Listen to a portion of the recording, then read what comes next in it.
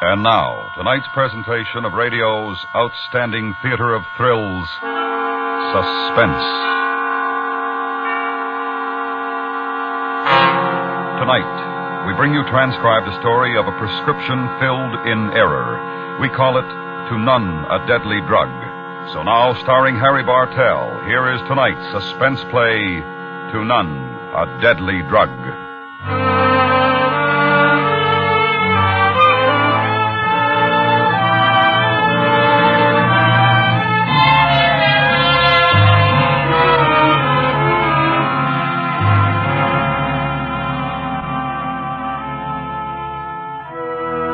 Sometimes it can happen. A prescription handed a druggist, a slip-up somewhere, a dead person. When it does occur, it's news, because it is almost unheard of. A druggist is a careful man, tempered in the tough crucible of pharmaceutical college, filtered by a board of examiners, sworn, as is a physician, to protect those he serves from wrong and harm. It almost never happens, but when it does, it can ruin a man, and it can ruin his wife.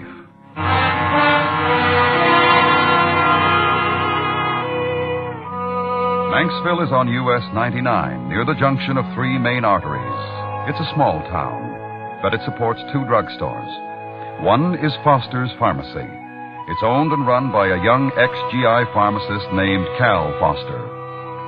Next to his wife, Marion, he loves his pharmacy more than anything on earth. Cal has a soda fountain, but he lets a kid named Joe handle that. Cal's heart is with the gleaming scales and the sparkling bottles. That's where he was the evening it happened, typing a label for a prescription while Marion waited impatiently. Cal, you promised. It's 6:30 and you promised. Okay, honey, I shaved. Did you get my jacket from the cleaners? Yes. It's a half-hour drive to the club and it's 6:30 already. Are you listening? I'll just be a second. Mrs. Peabody lost her digitalis bottle. She's about to have a heart attack worrying about it. Oh, she's as healthy as a horse. And you said you'd be ready at 6:30. Yeah, we'll just deliver this on the way to the dance. Oh, no. It's not far, and she's a nice old gal for a hypochondriac. Look, why don't you hang up the close sign on the door? I'll have another customer for sure. I'll just stick this label on her bottle and put on my jacket. Oh, too late. Tell her you're closed. I can't do that, darling. Yes, ma'am. Hello. Can you fill a prescription for me, for my son? Well, I think so. Let's see. Tippy Smith, elixir phenobarbital, tincture belladonna. What's the matter, fella? Stomachache? No, I'm okay. He isn't either. He just doesn't like medicine, that's all. But the minute we get back on the road, he'll be miserable. Well, this will make him feel better. Hey, San Francisco doctor wrote this? Yes. I meant to have it filled there, but I got a wire. My husband's due back from Japan. He's a Navy man. And what with packing the car to go and meet him and getting Tip out of school and everything, I forgot. And now he's got the stomachache again. And I'm trying to make another 100 miles tonight. Well, we'll fix him up. How much will it be? Let's see, about $1.75. Just take a minute. Gosh, he's a rugged guy. A kid has to be rugged for this sort of life. He's lived in half a dozen towns since he was born. No wonder he gets a stomachache. Well, he must get bored on the road. Oh, he sure does. But we listen to the radio and think up riddles and name cars. He knows every make of car on the road. Where are you headed now? Oh, the ship's coming into Tippy! Leave the comic book alone. You have a dozen in the car. Okay. Hey, Mom. Yes? I don't really need the medicine. I feel all right. Well, you're going to take it just the same. All right, now we'll just make up a label. You can get it back on the road. Let's see. 15 drops of glass of water every 4 hours, 7 and 11 p.m., 3 and 7. You can start now if you want. It's almost 7, and then you won't have to stop on the road for a glass of water. Oh, that's a good idea. Well, I don't think it is. It isn't time anyway. Well, it's almost time. Oh, no. Hey, Mom, while we're driving, we can play the game. Like the other time. You know, when I lose, I'll take the medicine. Oh, all right.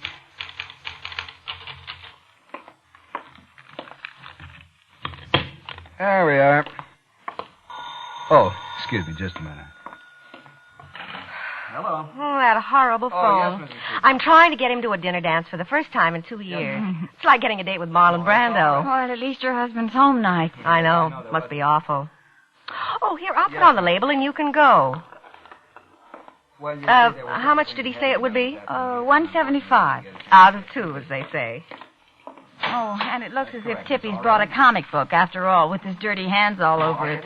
The comic book Tippy's on me. Oh, well, thank you. Yes. Thanks. Thanks a lot. Good luck. Have a good trip. Yes, Mrs. Peabody. I'm sorry. And I won't forget to drop it off. Goodbye. Oh, what a character. Where's our customer? I gave her the medicine and she left. You gave it to her. What do you mean? Well, I sold it to her, I mean. I pasted on the label and sold it to her. You what? Look, Marion, don't you ever label a bottle in this store. Do you understand? Well, Cal, don't look at me that way. Let go of my arm. I mean it, Marion. I'm sorry if I usurped any of your prerogatives, Pasteur. I didn't know it took a registered pharmacist to lick a label. Well, in my store, it does. Okay, let's forget it. Where's my jacket? In the back.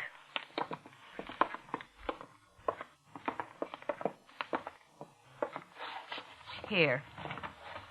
Are you sure you don't want to wear your white coat so people will know you're a druggist?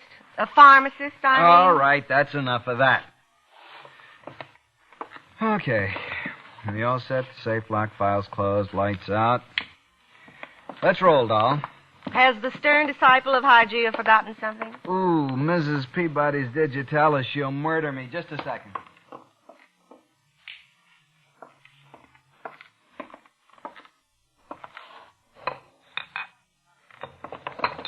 Marion, What? what bottle did you give that woman? What is it, Cal? What do you mean? That woman, we've got to stop her. Where was she parked? Where'd she go? Well, what is it? The bottle that's left on the sink. It's the kid's medicine. You gave her the digitalis. Now, where are they? Oh, no, Cal, I took the bottle that was There there. were two bottles there, Marion, and two labels. The belladonna's left and the digitalis label. Do you understand? Oh, Cal. Did she say where she was heading? Oh, to meet her husband, to meet his ship. I know, but where? I don't think she said. Think. What? She started to tell me, and then the boy, Tippy it was, Come on. he picked up a magazine. I can't remember, Cal. Maybe she didn't say. Oh, Lord, digitalis. If he takes it, what'll it do? In that dosage, it'll probably kill him.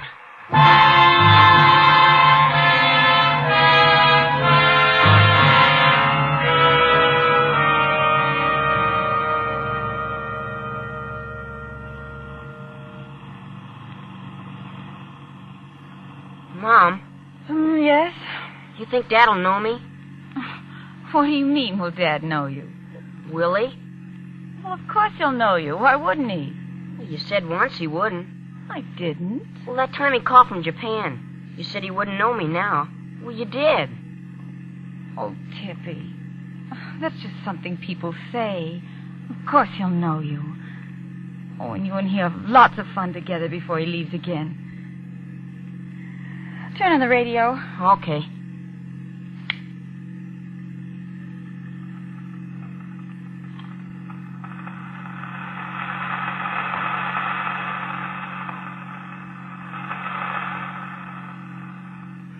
and for Marge and Jim and the guys and dolls at the Maxville Drive-In. Hey, kids, now, you watch that movie now, you hear me? And for the Caps in the Upper Valley, and for Matilda from her mother on her 16th, her sweet 16, honey. Sweet 16 to you. And for Donnie Oh, we don't want that, well, Tippy. I Try tell you, something we are else. just going to play the kind of crazy wax feeling. That's what it's going to do. We got a real That's all good I one get, for you. Mom. So from Al, your DJ pal at KRNX, the voice of the valley, here we are with Perfidia. How's your stomach? Well, it doesn't hurt a bit. I feel just fine. Boy, it's a nice night, isn't it? Mm-hmm. Do you like to drive, Mom? Uh-huh. When I get older, I'll help you with the driving. Jimmy drives for his folks sometimes. He's 3 years older than you. And anyway, that's too young. Hey, look at that lake over there, Mom. Tippy, What? stop it. Well, what? You're trying to make me forget about the medicine, aren't you? Well, you said we could play the game before I had to take the medicine. Oh, all right. We'll start now.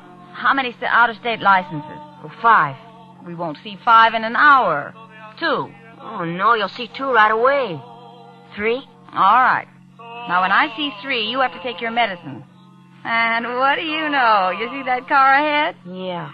Oh, Mom, that isn't fair. Not the first car. We didn't really start yet. Oh, yes, we did. See? Ohio. Aw, 1 down, 2 to go. no more out of states. Uh-oh. That doesn't look like a California plate to me, is it? Oh, yes, it is, Mom. Oh, you're right. Well, still 2 to go. Oh, the things I have to do to make you take a perfectly harmless little medicine. I don't like that junk. I'm beginning to believe that. All right. Now let's stop that record. Our goofy engineer, he put I wanted Artie Shaw's for video. Well, which one's that? Is that Perez somebody or something? It sounded like a free holy spinning there or something. Well, anyway, folks, you guys and dolls, this is old Al, your DJ pal, and I've got time for a couple of more phone requests here before the 7 o'clock news. Hey, here's a call, one of the buttons there. Let me get the... Hello? Hello, who's this? Mom, Hi. Yes? how far do we have to go? You what? Tonight? Oh, about 100 Having a miles. party? Well, when do we get to San Oh, Diego? 14. Oh. You're a little young. Tippy, for what's that. wrong? Oh, nothing. Yeah. Does your stomach ache again? Oh, no, honest, Mom, I'm okay. It doesn't hurt at all. You what?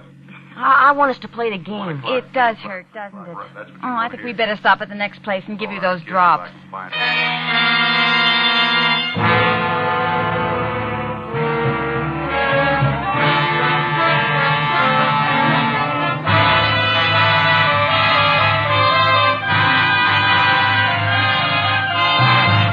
You are listening to None, a Deadly Drug. Tonight's presentation in radio's outstanding theater of thrills, Suspense.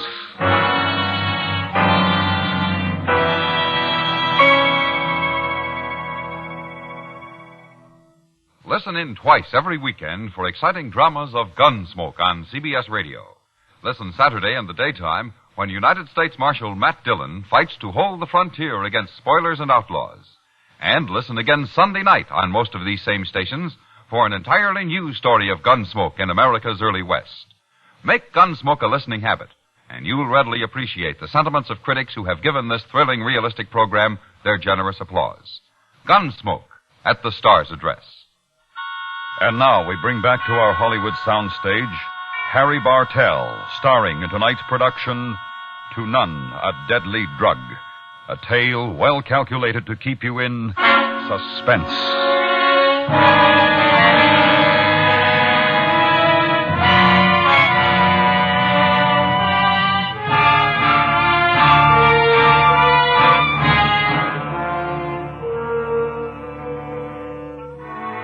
There are certain things a druggist learns in the School of Pharmacy. Certain things that have nothing to do with chemistry or toxicology or physiology. He learns the code of ethics, and he reads the oath of Hippocrates, and he knows that it applies to him as well as to the physician. To none will I give a deadly drug, even if solicited, nor will I counsel such. To none a deadly drug. Yes, there are certain things a druggist learns in the School of Pharmacy. But no one tells him how to track down a woman with a common name, driving an unknown car, on any one of 3 heavily traveled routes toward an unknown destination. For that, he gets the sheriff.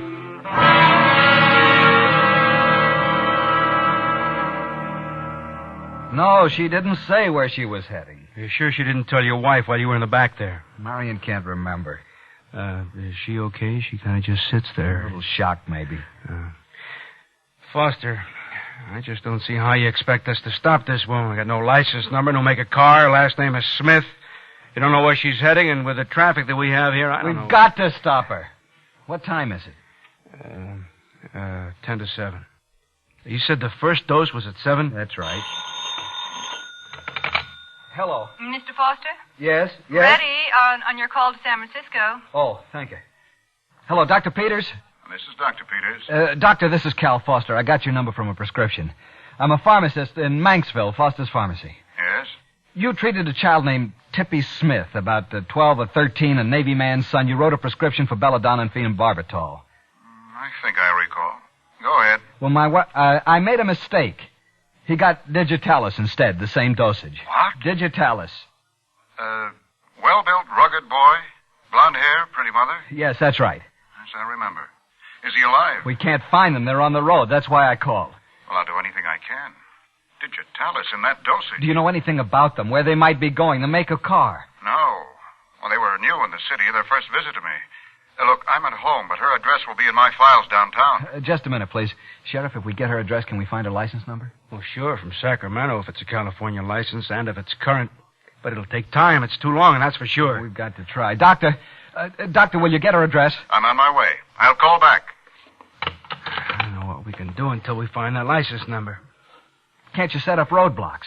Call the State Highway Patrol. Where are we going to set up those blocks? Well, she's only been gone 20 minutes. How far has she driven?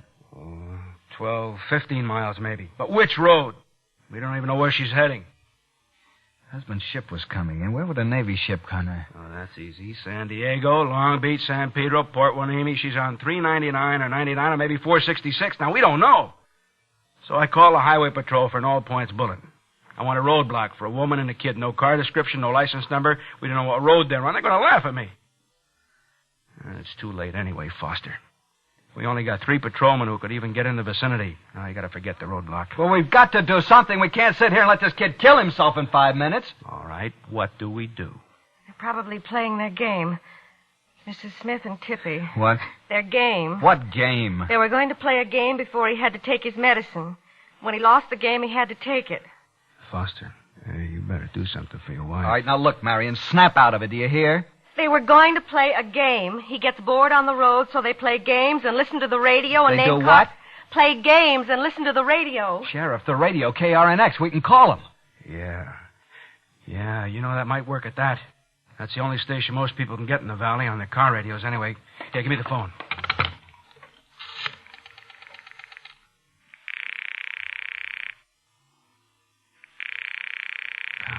Come on. Operator, Give me KRNX. the radio station? That's right, quick. You can dial that number, sir. Look, this is Sheriff Gibbs, and I haven't got time. Now get it. Just a moment, sir.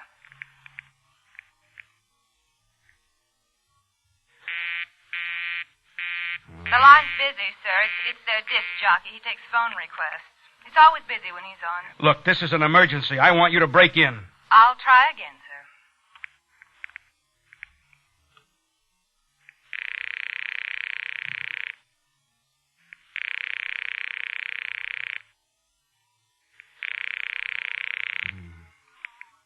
Hello, this is Al, your DJ pal. What's your musical pleasure? This is Sheriff Gibbs. I want you to make an announcement.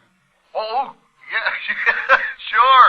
It's Sheriff Gibbs. Sheriff Gibbs, kids, and he wants to make an announcement.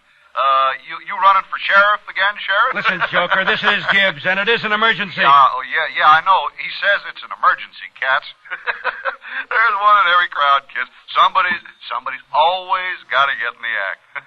Now, look, fella, just let me have your request. Kidding. Come on now. Come on, I got Hello. all the phones going here. Hello, Come Al. on now, what, you want to be Al, will you playing a shut record? up? Huh? This is Cal Foster at the pharmacy. I just sold the wrong medicine to a woman named Smith for her son. They're on the road now. We can't contact them. He's supposed to take it at 7. We think they might be listening. You serious? Of course I'm serious. I want you to announce that the medicine just sold to a Mrs. Smith at Foster's Pharmacy in Manxville is the wrong medicine. It's deadly. She's to call me immediately. Well, yeah, I got it, but listen, if you think I'm sticking my neck out for a lawsuit on account of a phone call, you're nuts, but you're nuts. How do I know you're Foster? I sold you $10 worth of wheat germ last week, you remember? A wheat germ. Yeah, I guess you did.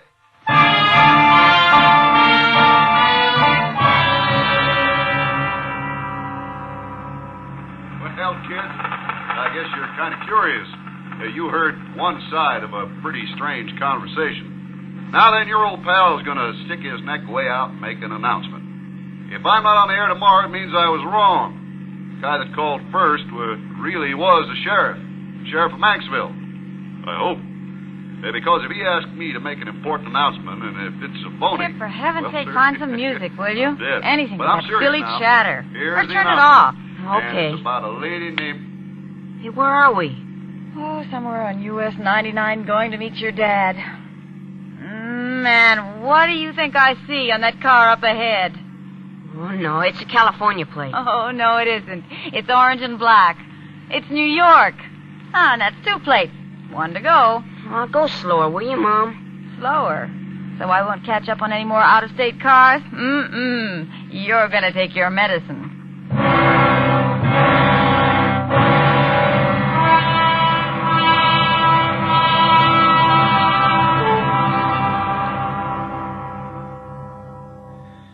Well, Foster, it's almost 7. Oh, we'd have heard by now. I guess they weren't listening to the radio. I guess not. Now, that announcement, that took guts. I sure hate to see it get wasted. I gave him a comic book. I did, Cal. I didn't mean to hurt him. Darling, nobody thinks you meant to hurt him. Here, sit down. Now, take some of this. It'll make you feel better. No, I'm all right. I've got to think.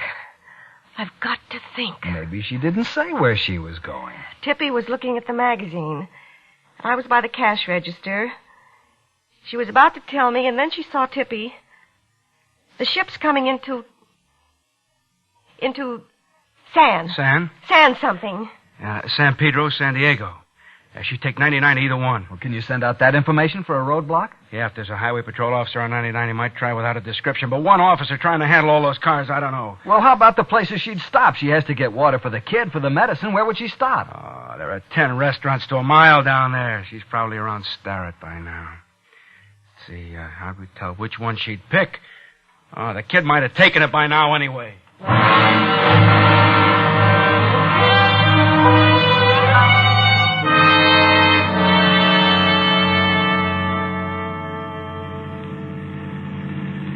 Mom. Yes? Suppose I'm well by the time you see the other license plate. Suppose my stomach doesn't ache anymore. Yes? Do I still have to take it? You sure do. You don't want to be sick to meet your dad, do you? Mom. Look what I found in the glove compartment. Your old earring. Oh, that's interesting. Look at it, Mom. Look at it. What's going on here? Why the sudden interest in my old jewelry? Oh, nothing. Why, you little sneak. That car that passed, it has a Texas plate. Well, I almost fooled you. Okay. It's the medicine for you. It's past 7 anyway. I need a glass of water for it. Oh, we'll stop at a restaurant. There's one. Ugh. Oh, it looks pretty scroungy. Look for a nice one. Okay. I'll look. I'll just bet you will.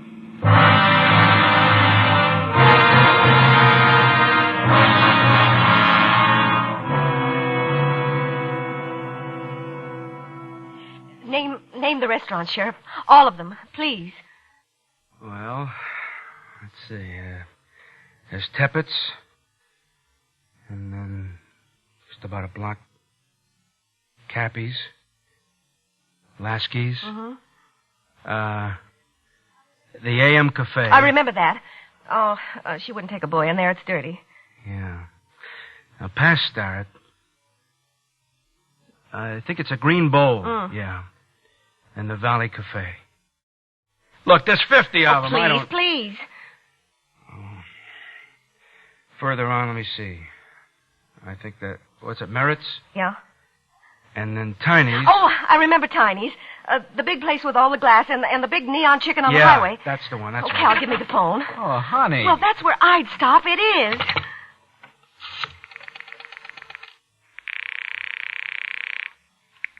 Operator.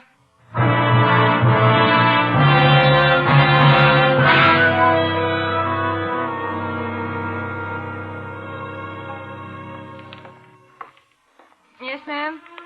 How about some ice cream after the medicine tip? Okay. I want chocolate, please. All right, and what would you like? Oh, a dish of vanilla for me. And a glass of water for my boy's medicine, please. Oh, I'm okay now, Mom, honest.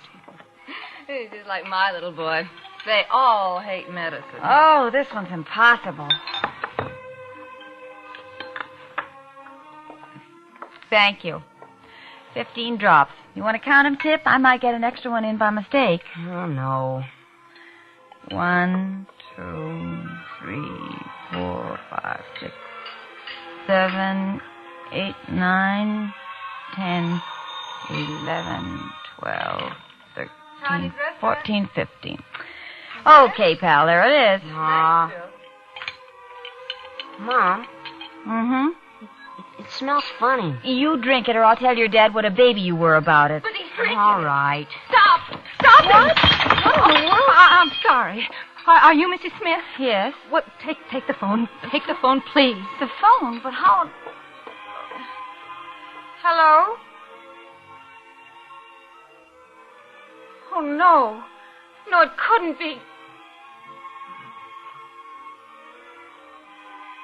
Oh. Oh, yes.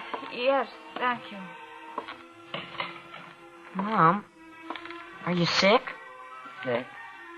Oh, maybe a little. Maybe just a little bit.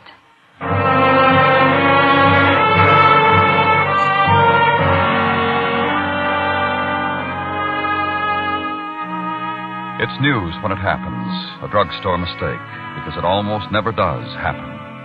Stories of mistaken prescriptions in the profession of pharmacy are practically non-existent. When it does occur, it can ruin a man, because this profession is hard on its own when one falls short. It can ruin a man, or it can mold him. What'll happen to this, Cal? This store? It's your life. I don't know. I started from scratch once before. I know. But it's not fair. It wasn't your fault at all. It's my pharmacy, darling. Anyway, don't worry. Will they take your license? I don't know. Yet that isn't what matters. It's the people. The people? The people we know, my customers. They come in blindly, they put their lives in my hands. And that's what'll hurt, even if I keep my license.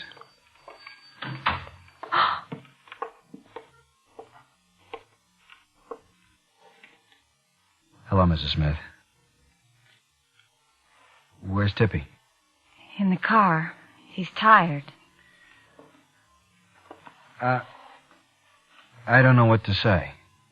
There's nothing to say. And there's nothing for you to say either, Mrs. Foster. I didn't really come all the way back to talk. Why did you come back, Mrs. Smith? Why? Well, so you could give me Tippy's medicine.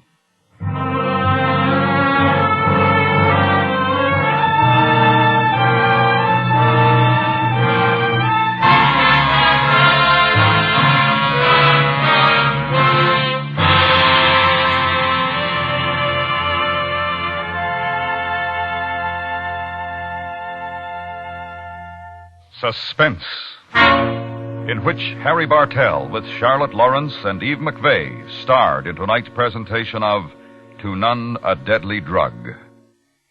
Next week, the story of man's assault against nature. We call it The Mountain. That's next week on Suspense.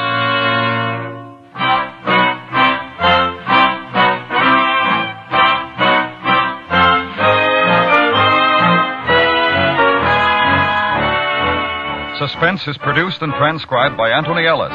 Tonight's script was written by Hank Searles. The music was composed by Rennie Garrigan and conducted by Wilbur Hatch. Featured in the cast were Virginia Eiler, Sammy Ogg, Hy Aberback, Larry Thor, Jack Crucian, and John Stevenson.